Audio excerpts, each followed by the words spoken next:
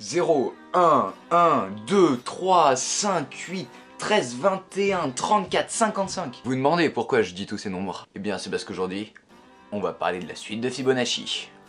Alors, Fibonacci, c'est un mathématicien du 12e et 13e siècle, et qui est très connu, pour cette suite quoi. Enfin, c'est dit dans le titre quoi, suite de Fibonacci. Donc c'est celle dont je vous parlais au début, la 0, 1, 1, 2, etc., etc. Mais la suite de Fibonacci, c'est quoi? C'est une suite de nombres où un nombre va être égal à la somme des deux nombres qui le précèdent. Donc partons par exemple de 2. 2 qui est donc le quatrième nombre de la suite de Fibonacci. Il va être égal aux deux précédents, les deux précédents étant 1 et 1. Bien sûr, ceci ne marche pas par exemple pour le premier 1. Avant il y a 0 et 0, 0 plus, enfin, il y a même 0 et rien, et 0 plus rien, ça fait pas grand chose. Mais par exemple, vous prenez 8, eh bien c'est bien l'addition de 5 et 3. Vous prenez 34, c'est aussi l'addition du coup de 21 et 13. Mais d'où ça lui est venu à Fibonacci de faire une telle suite? Eh bien à la base, c'est un problème en rapport avec des lapins. Et oui, j'ai bien dit des lapins. Ce problème étant, au tout premier mois, on a un couple de lapins. Et au bout du troisième mois, ce couple va être mature. C'est-à-dire qu'il va pouvoir procréer.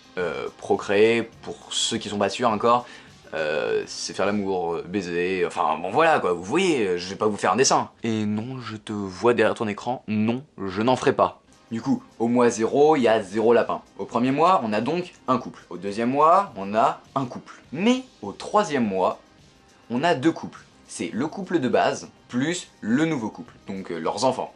Le quatrième mois, on a donc trois couples, celui de base, les enfants de celui de base et les nouveaux enfants de celui de base. Puis le mois suivant, on a donc 5 couples, donc celui de base, les enfants de celui de base, les nouveaux enfants de celui de base, les nouveaux enfants de celui de base et les enfants des premiers enfants de celui de base. Ouais, je le sais, ouais, c'est complexe.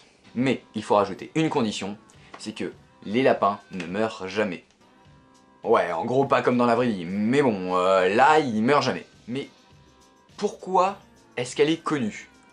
Vous, derrière votre écran, vous devez déjà la connaître, ou au moins déjà en avoir entendu parler. Si c'est pas le cas, après cette vidéo, vous la connaîtrez bien.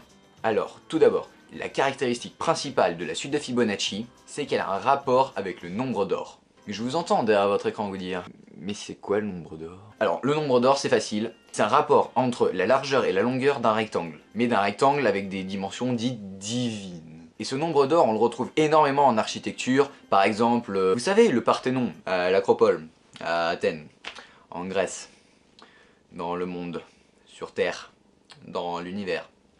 Enfin voilà quoi.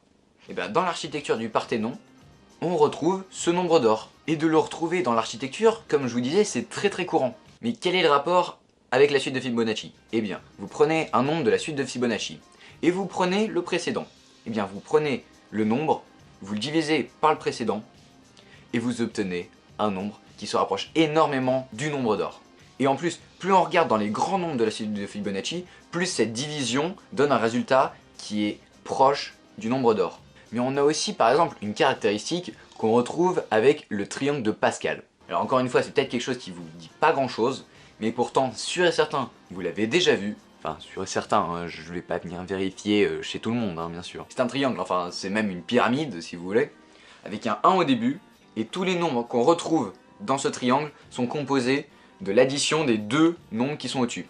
Alors du coup, ça nous fait une structure avec que des 1 sur l'extérieur, hein, parce que le 1 de l'extérieur, c'est 1 plus rien de l'autre côté, quoi, enfin, voilà quoi. Mais du coup, si on trace une diagonale dans cette pyramide, eh bien l'addition de tous les nombres se trouvant sur cette diagonale sont égaux à des nombres de la suite de Fibonacci, et dans l'ordre, sans exception. Bon bah, la prochaine fois que vous serez dans un bar, en train de parler d'architecture avec un gars qui s'appelle Pascal, vous pourrez dire bah tu sais, l'architecture, toi, bon, la suite de Fibonacci quoi. Et surtout, la prochaine fois qu'une personne vous dit quelque chose, ne la croyez pas sur parole, mais faites-vous votre propre vérité.